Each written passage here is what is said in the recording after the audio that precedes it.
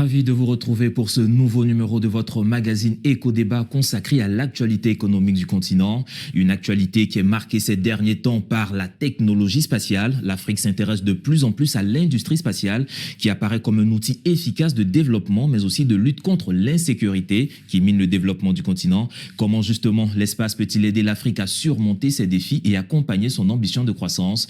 La question est au centre de réflexion au plus haut niveau sur le continent et aujourd'hui Éco-Débat ouvre le débat avec vous et avec des experts qui nous ont rejoints sur ce plateau. Fernand Ballet, vous êtes le directeur du CIGN et le coprésident de Géodésie Nations Unies. Merci d'être avec nous. Je vous remercie. Et avec nous sur ce plateau, Franck Berthaud, éditorialiste et entrepreneur in Africa. Vous qui scrutez, on va dire, tout ce qui est actualité économique sur le continent. On vous remercie encore d'être là. Merci pour cette invitation sur ce sujet passionnant. Et justement, avec vous, je dois demander comment est-ce que ce secteur a évolué ces 15-20 dernières années sur le continent? On est dans un facteur d'accélération. On va éviter de revenir trop loin dans le passé, mais on était sur ce sujet mondial dans un sujet qui était, on va dire, idéologique. Des combats de positionnement idéologique, la Chine, les États-Unis, la Russie, etc. Et puis à partir de, on va dire, la mise en place sur la station internationale, passé les années 98-2000, on assiste depuis à une privatisation des choses. Il n'y a pas que le secteur public, il n'y a pas que les agences intergouvernementales qui s'intéressent au sujet. Et puis plus récemment, ce marché qui pèse à peu près 550 milliards de dollars s'intéresse évidemment à nos sujets africains, qui sont peut-être pas les mêmes, hormis la sécurité et puis les enjeux de développement, avec la création de cette agence africaine pour l'espace, qui vient un petit peu coordonner avec l'Union africaine dans l'agenda 2063, des choses qui sont peut-être un peu plus proches de nos réalités continentales, mais avec des sujets passionnants, des développements sur l'information spatiale, avec des nouveaux métiers. Et au cœur de ce système, il faut rappeler quand même que malgré à peu près 20 000 satellites, entre 17 000 et 20 000 satellites qui sont au-dessus de nos têtes actuellement, à peu près 7 500 sont actifs, d'autres sont à l'état de débris ou sont à l'arrêt.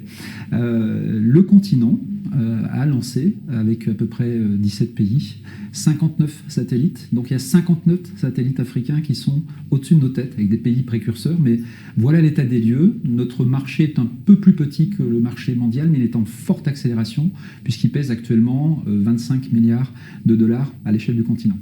Alors donc on verra ensemble comment tout cela peut impacter l'économie. Mais tout à l'heure, en vous présentant, M. Fernand Ballet, j'ai dit que vous étiez le coprésident de Géodésie Nations Unies. C'est quoi Géodésie et Nations Unies?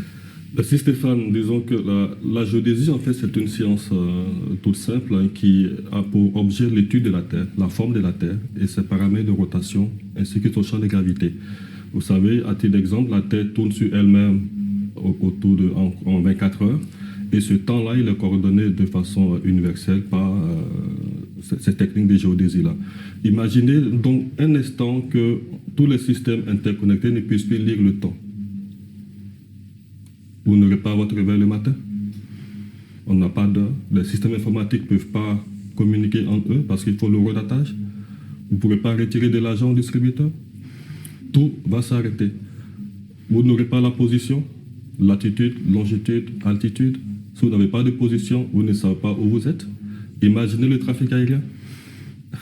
Le pilote aux commandes de son Boeing ne sait pas où il doit atterrir. Le navire en pleine mer, ce serait le chaos. Alors, on va dire aujourd'hui, c'est vrai que pour se déplacer, on voit tous ces véhicules, on utilise beaucoup les positionnements GPS, donc tout cela repose sur ces technologies spatiales. Exactement. Alors, messieurs, donc, la question que je vais poser, c'est peut-être en même temps le cœur de l'émission, mais oui. Quels sont aujourd'hui les enjeux principaux des technologies spatiales pour le continent africain? Alors, les enjeux sont énormes parce que, comme l'a dit Franck, au-delà de l'aspect économique, il y a aussi tout le bénéfice socio-économique. Aujourd'hui, on parle de développement durable, on parle de l'agenda 2063 de l'Union africaine. Qu'est-ce qu'on veut? C'est un développement qui tienne compte de l'usage rationnel de nos ressources naturelles pour les générations futures. Donc, il faut pouvoir les quantifier. Il faut quantifier les ressources en eau, les ressources minérales, les ressources minières, la forêt, etc., etc. Vous voyez? Et donc, de l'espace, on peut mieux voir la Terre, on peut la mesurer et on peut savoir comment évoluent ces stocks de ressources-là dans le temps. Donc, en dehors de l'espace, dans le temps où nous vivons aujourd'hui, il serait difficile d'avoir un développement harmonieux. On sait que le continent africain, je rebondis un peu sur ce que vous venez de dire, le continent africain est beaucoup tributaire de l'agriculture. Est-ce qu'aujourd'hui, ces technologies spatiales-là, elles sont utilisées efficacement au niveau du secteur de l'agriculture, ou qu'est-ce qu'il faut faire pour permettre à ce secteur qui est vraiment pilier leader en Afrique de pouvoir prendre son essor? C'est une histoire de chaîne des valeurs. On l'a dit tout à l'heure, l'agence africaine de l'espace spatial va s'impliquer un peu plus et va s'intéresser plus à ces sujets qu'à vouloir réinventer la roue et envoyer des Africains dans l'espace, pour faire extrêmement caricatural. Ce qu'il faut savoir aussi, c'est qu'on est dans une ère un peu plus de privatisation. Il y a différents éléments dans la chaîne de valeur de l'industrie spatiale ou de l'économie spatiale. Il y a la partie gouvernementale, publique et défense. Et puis après, il y a toutes les applications civiles et scientifiques. Et dans ces applications civiles et scientifiques, il y a quelque chose qui va certainement, à terme, d'ici 20 ans, d'ici 15 ans, représenter à l'échelle mondiale et donc au niveau continental, à peu près les enjeux principaux. Ce sera ce qu'on appelle l'observation de la Terre. C'est un segment qui s'appelle l'observation de la Terre. Alors, c'est pas simplement la Terre, hein, c'est l'érosion côtière, c'est les données utiles pour l'agriculture, pour la sécurité alimentaire, c'est comment surveiller à titre privé ou public la pollution sur les côtes. On rappelle que sur le golfe de Guinée, 50% de notre PIB, de l'ensemble des pays d'Afrique de l'Ouest, provient des côtes. Qu'est-ce qu'on a comme satellite? Qu'est-ce qu'on a comme radar? Qu'est-ce qu'on a comme système face à l'érosion côtière, face à des systèmes d'urgence et d'alerte climatique, face à où est l'eau pour les zones agricoles et la sécurité alimentaire, face à la pollution pétrolière? Il y a aujourd'hui des choses qui existent. C'est comme un abonnement photo sur un site grand public, sauf que ça coûte un tout petit peu plus cher. Ça permet à un État de faire deux choses. D'abord, de s'inscrire dans une modernité utile. C'est pas quelque chose qui est forcément difficile à expliquer à une population. On est dans des cas concrets.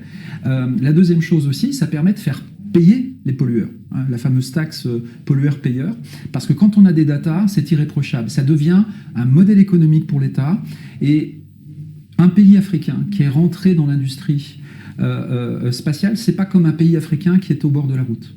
On est dans un élément de soft power, on est dans un élément de puissance. Le Ghana, qui a 50 000 $ pour lancer un nano-satellite pour surveiller ses côtes, est autant moderne que le Royaume du Maroc, qui investit 500 000 € pour avoir, je vais dire, un vrai satellite. Aujourd'hui, ces 59 satellites n'ont pas tous les mêmes usages. 50% est un peu dédié à la partie télécom, l'autre est dédié à la partie scientifique. Il n'y a que 5% qui est dédié à la partie militaire, puisqu'on est aussi dans certains endroits, notamment sur les zones Sahel, etc., dans des zones un petit peu particulières, niveau djihadisme et surveillance des territoires. Donc oui, c'est quelque chose qui est concret. Imaginez, si vous voulez, c'est un peu un paradigme compliqué, mais il est aussi évident, on l'utilise toujours. Tous les jours, on utilise des applications et des données satellitaires. Mais pour autant, les volontés politiques sont un petit peu plus molles quand il s'agit d'investir pour de l'emploi, de l'université, pour de l'innovation. Il y a à peu près 250 startups sur le continent qui s'intéressent à ces sujets. Ce n'est pas des sujets pour envoyer, encore une fois, des animaux dans l'espace, c'est des sujets pour nous donner des données utiles pour le civil et pour le public. C'est maintenant que ça se passe, et c'est en train de croître à une vitesse folle. C'est maintenant que ça se passe, mais quand on parle de technologie spatiale, ça demande quand même un certain niveau de compétence, un certain niveau d'industrie. Est-ce que le continent africain aujourd'hui regorge de compétences humaines, d'infrastructures aptes à soutenir cette ambition? Oui, tout dépend en fait de là où on se situe et de là où on veut aller. Dans le domaine spatial, il y a plusieurs choses. Vous avez, c'est vrai, l'exploration qui fait rêver et qui est aussi, je dirais, aujourd'hui comme une chasse gardée des grandes puissances. Mais vous avez aussi tous les bénéfices qu'on a pour pouvoir gérer les ressources, comme je l'ai dit tantôt, et également assurer la sécurité des biens des personnes, et également pouvoir ne serait-ce que communiquer, ne serait-ce que cela. Donc sur le continent, nous avons des capacités pour justement exploiter ces technologies spatiales-là en termes de positionnement, en termes de télécommunication, en termes d'Internet. Mais c'est vrai, il nous faut une masse critique. Il nous faut une masse critique. Il y a des universités très pointues qui sont en Afrique du Sud, je ne ferai pas de publicité, mais en Afrique du Sud, au Nigeria, en Égypte, sur ces sujets-là. En Côte d'Ivoire, nous avons l'INP également qui forme aussi de très bons ingénieurs en sciences géographiques qui peuvent aussi aider justement à exploiter ces données spatiales-là et à tirer ce qu'il faut pour notre développement. Ça, c'est encore important de le redire, en fait. Hein.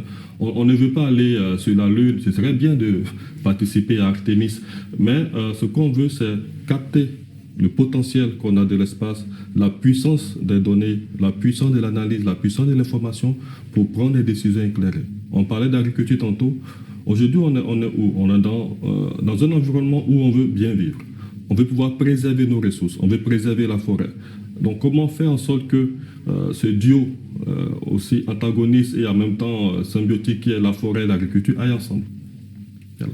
Les satellites permettent de savoir où est la forêt, où est la plantation et comment faire en sorte qu'il y ait une harmonie dans l'exploitation des deux ressources. Alors permettez-moi de vous poser cette question parce que quand j'entends, je vois que en tout cas il y a beaucoup de ramifications avec tout ce qui est technologie spatiale. Oui. Est-ce qu'on peut dire aujourd'hui que la question de la conquête de l'espace ou la maîtrise des données de l'information spatiale relève un peu de la souveraineté de nos États? Parce que ces informations que vous donnez sont des informations capitales. Tu as touché du doigt l'un des enjeux majeurs de la conquête spatiale. C'est une question de souveraineté. Parce que pour surveiller son territoire, il faut le connaître. Et pour bien le connaître, il faut toujours prendre, comme on dit, un point de vue. Et l'espace, c'est le meilleur point de vue pour voir la Terre. Vous voyez. Donc, permet de surveiller ses frontières. On parle souvent d'une faible surveillance au niveau de nos zones maritimes. Donc, les technologies spatiales peuvent nous permettre de résoudre ce genre de difficultés, si je comprends bien. Mais est-ce qu'au niveau de la santé, les technologies spatiales aussi ont un impact? Forcément, surtout pour l'Afrique, comment l'Afrique forcément, la santé et l'éducation aussi. Hein. Les moyens, les données, la partie distancielle aujourd'hui fait qu'on a de plus en plus besoin de ça. Un des sous-segments des technologies et des données satellitaires, c'est ce qu'on appelle l'Internet de l'espace ou l'Internet à très haut débit qui permet de faire de la couverture de ce que ne peut pas faire encore les opérateurs télécoms à terre. Donc on vient compléter ça. On se souvient récemment, en Côte d'Ivoire, pour parler de ce qu'on connaît, une coupure de 3 des 4 câbles sous-marins qui pose un sujet. Ça, la data, la donnée, quel que soit le type de données, arrive par des câbles marins. Si on investit un peu plus avec des nanosatellites, je rappelle, 50 000 euros, 500 000 euros, on n'est pas dans des sommes folles à l'échelle d'un État et d'une puissance qui veut compléter son panorama de technologie pour des applications de santé, d'urgence, etc. Ne pas être dépendant uniquement d'un seul accès. Je rappelle que, pour faire un jeu de mots, celui qui a révolutionné le sujet est sud-africain, il s'appelle Elon Musk. Aujourd'hui, Elon Musk a dépassé en 20 ans une des références qui s'appelait Ariane à l'époque, qui faisait partie des agences nationales spatiales européennes. En 20 ans, il a damé le pion à ces grandes agences gouvernementales. Aujourd'hui, il a lancé 2000 satellites. Ça pose d'autres problèmes. On est sur des régulations maintenant dans l'air, sur le trafic spatial, sur la cybersécurité spatiale, qui posent d'autres problèmes. Donc aujourd'hui, l'ONU est en train de légiférer par rapport à ça, pour faire que cet espace devienne un espace de paix, qu'on soit tous d'accord sur quelque chose, ce point de vue-là, pour des exploitations onéreuses. Au-dessus de nos têtes, il y a à peu près 8000 tonnes de débris. C'est-à-dire qu'il y a à peu près l'équivalent de 5000 à 7000 satellites qui tournent dans l'espace, soit en débris parce qu'une nation, pour en parler, a fait une erreur ou les a détruits à distance. Aujourd'hui, des agences spatiales qui lancent des grands programmes orbitaux doivent parfois modifier leur route. Parce qu'il y a des petits satellites qui sont sur le chemin, d'accord ? Donc ça pose d'autres sujets. La médecine, l'éducation, c'est des nouveaux champs. Il faut considérer l'espace comme le 3e niveau de territoire pour un continent ou pour un pays. On a la Terre, qu'on connaît bien, et qu'on doit respecter de plus en plus. On a les eaux et les océans qu'on connaît de mieux en mieux. Il y a cette 3e notion aujourd'hui. D'où va tout venir en termes d'information pour gérer les deux autres ? Pour gérer les deux autres. Mais une question, en tout cas, je vous ai entendu parler, il y a quelques chiffres qui me laissent un peu sur ma faim. Près de 7000 satellites dans l'espace. Et le continent africain n'a que 59, on va dire maximum une 60aine. Est-ce un manque de volonté, un manque de moyens ? Qu'est-ce qu'il faut faire pour corriger le tir ? Merci Stéphane. Juste pour rebondir sur la question relative à la santé, il faut aussi dire que les satellites et d'autres capteurs mis dans l'espace permettent de mesurer aussi la qualité de l'air, mesurer le niveau d'élévation de la mer, donc les risques d'inondation, les risques liés aux maladies hydriques. La télémédecine également est aussi possible grâce au service des satellites. Et on peut en citer plein d'autres, notamment aussi les recherches scientifiques qui se font également sur la Station spatiale internationale. Voilà. On ne peut pas tout dire sur le plateau de télé. Mais qu'est-ce qu'il faut pour répondre? Très bonne question.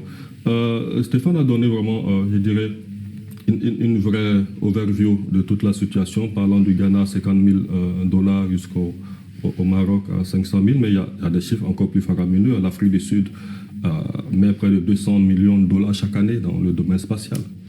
Vous voyez ce que ça signifie. Vous voyez la force de ce pays sur le continent. Le Nigeria, 55 millions de $. Vous voyez, donc, et vous voyez que ce sont ces pays qui tirent aussi le continent. Donc, la corrélation entre la conquête spatiale et le bénéfice pour l'économie et le bien-être social des populations, il est clairement établi à ce niveau-là. Alors, qu'est-ce qu'il faut?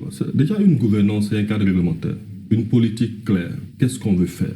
Où on veut être dans les 5, 10, 15 prochaines années? J'aime bien ce slogan de l'Union africaine, Africa We Want, l'Afrique que nous voulons en 2063. Et cette vision, on l'a traduit en stratégie. On l'a traduit en stratégie claire. On a une jeunesse qui est formidable, qui est ingénieuse, qui est talentueuse. Donc c'est la formation, le développement d'un vrai écosystème de start-up. Aujourd'hui, il y a beaucoup d'opportunités. Je dis l'espace, et le docteur Tidjara Ouattara le dit, il le dit avec vraiment beaucoup de peine, parce qu'il y a à boire, à manger, il y a des opportunités pour notre jeunesse et on ne s'y intéresse pas. Vous voyez, ayons confiance à l'imagination de nos jeunes, en fait. Donc, l'écosystème des startups, une vision claire, alignée sur les priorités du gouvernement. Il faut pas aller dans tous les sens. Okay? Santé, éducation, infrastructure, agriculture. Nos jeunes trouveront des solutions pour nous. Un écosystème de partenariat privé-public. Okay? La NASA, les US ont montré l'exemple avec SpaceX. Vous voyez, les pouvoirs publics donnent l'orientation. On compte sur le secteur privé pour pouvoir atteindre les objectifs. Et ça crée de la richesse, ça crée de la valeur, ça crée de l'emploi. Et il y a aussi le développement des capacités, très important. Parce que dans l'espace, on ne fait pas n'importe quoi. Même pour serrer le boulon, il faut être formé à serrer le boulon du satellite ou de la roquette qu'on va lancer. Donc voilà un peu de mon point de vue ce que je pourrais dire. Donc pour me résumer, un cadre réglementaire clair, une gouvernance claire, une vision claire, politique, stratégie, écosystème de start-up, partenariat privé-public. L'espace, est-ce aussi une opportunité pour de nouveaux emplois pour cette jeunesse africaine? C'est clairement le sujet. L'UNESCO cite un petit peu notre ratio, alors indépendamment de l'innovation, mais aussi des chercheurs et des ingénieurs qu'il faut. On n'a pas assez d'universités qui vont à ce niveau-là, on en a parlé un petit peu tout à l'heure. Le ratio sur le continent, c'est à peu près 200 chercheurs pour 1 million d'habitants. Le ratio mondial, c'est 1400 chercheurs pour 1 million d'habitants. Donc on a un gap de 1 à 7.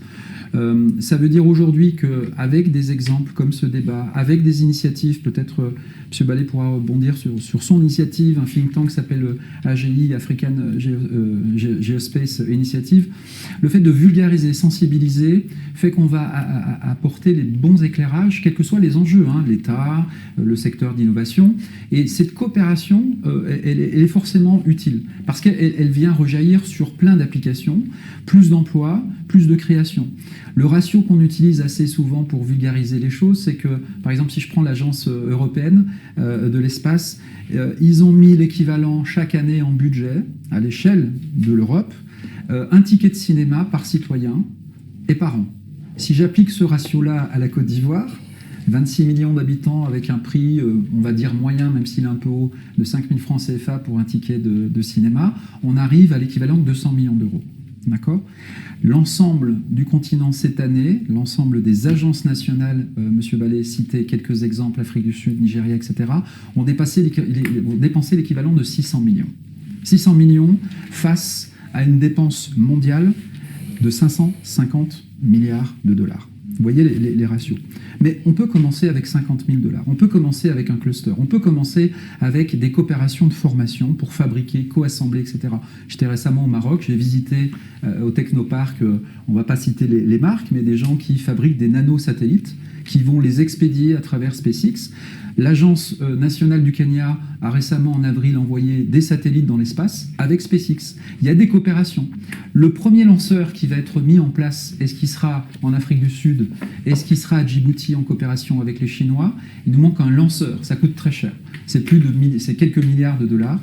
Mais une fois qu'on a un lanceur, pour fabriquer et pour lancer, on devient interdépendant ou codépendant, il y a une accélération naturelle qui se fait, c'est de l'emploi, c'est de l'économie, c'est des taxes, et c'est surtout le fait de voir le monde tel qu'il est. Justement, quand on parle comme ça, pour les pays africains, c'est peut-être des budgets assez faramineux. Est-ce qu'aujourd'hui, il y a des initiatives régionales ou même continentales pour fédérer les énergies dans le sens du développement des technologies spatiales? Il y en a, probablement, avec plus ou moins de succès. Mais ce sur quoi je voudrais m'apaisanter, c'est l'initiative que nous entendons mener à notre niveau. Parce que Stéphane, tu le disais tantôt, je suis le coprésident du sous-comité des Nations Unies sur la géodésie. Et l'un de nos motos, c'est Think Global, Act Local. C'est-à-dire penser vraiment de façon globale et agir là où nous sommes pour faire bouger les choses. Et cette initiative que nous voulons porter, en fait, va accélérer la collaboration et la coopération. Et aussi attirer le regard non seulement des pouvoirs publics, des décideurs, mais aussi du monde associatif, et également de la société civile et je dirais des business angels ou même des fondations pour pouvoir justement mettre de l'argent sur la table et développer, créer un écosystème qui développe cette capacité au niveau continental. J'ai l'opportunité, je dirais l'honneur de siéger dans pas mal de cercles, je dirais d'influence dans le domaine de la géodésie. Mis à part le sous-comité, nous avons également le Centre d'excellence de géodésie à Bonn. Et nous avons aussi l'Association internationale de géodésie, à laquelle j'appartiens et pour laquelle je suis la présidente de la sous-commission sur le Regional Reference Frame. Nous sommes également partie prenante de l'IGS.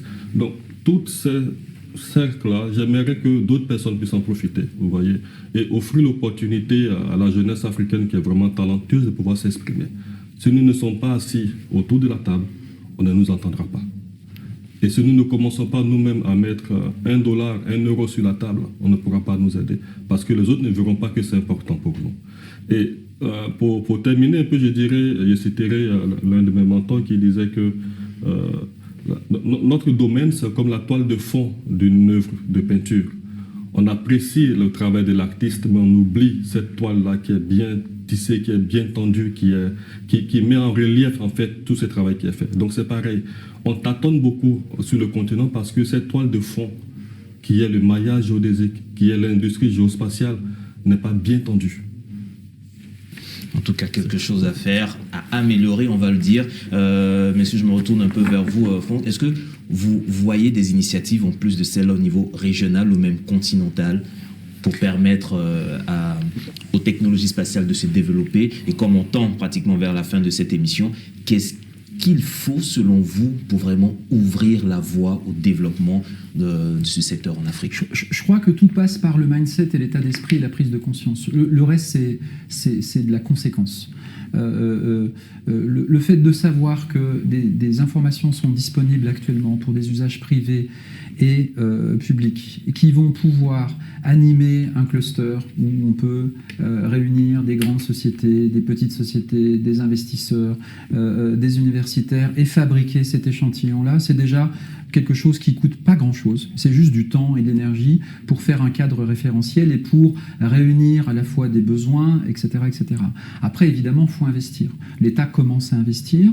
Je pense qu'il est temps que la Côte d'Ivoire s'intéresse physiquement à ce sujet-là. Je ne dis pas qu'elle ne le fait pas, mais on ne le sent pas vraiment. Il y a des intentions, il y a des déclarations, mais on ne le sent pas vraiment. Il nous faut au moins 2 ou 3 nanosatellites pour commencer quelque part. C'est $200 000. D'accord ? $200 000 sur des applications de risque climatique, sur des applications de pollution pétrolière, sur des applications agricoles, c'est déjà un vrai changement. Une fois qu'on aura ça, qu'on pourra toucher du doigt l'opinion publique, tout le reste va découler des formations, des universités. Et puis ces coopérations existent déjà. Alors pour le moment, elles existent à l'échelle d'un pays. Elles existent aussi à l'échelle de data centers. Dans 5 ans ou dans 10 ans, on aura des data centers équipés au solaire qui seront dans l'espace pour des questions de critique de données. C'est-à-dire les hackers ne pourront pas, ça sera extrêmement compliqué, à faire de l'alignement de planètes, à faire des constellations entre plusieurs satellites pour aligner la partie stockage des données. La partie traitement et utilisation, ils pourront toujours le faire. Il y a plein de domaines qui sont en train de bouger. Ce qui est intéressant, c'est que les domaines civils sont aujourd'hui prépondérants vis-à-vis des domaines scientifiques et des domaines publics. Il faut prendre cette opportunité-là. Tout est accessible, c'est beaucoup plus simple qu'on s'imagine. Il faut remettre juste de l'éclairage là où il est utile et on appuie sur le bouton très fort. C'est à notre portée de main et ça peut se faire demain. C'est à notre portée de main. L'évolution des technologies spatiales, le développement des technologies spatiales sur le continent pour le bien-être des populations, pour le développement économique du continent. Mesdames et messieurs, c'est ici que s'achève, on va dire malheureusement, cette émission passionnante sur ces thématiques passionnantes. Merci encore, M. Franck Berthaud, pour vos contributions. Merci, M. Fernand Ballet, pour toutes vos contributions.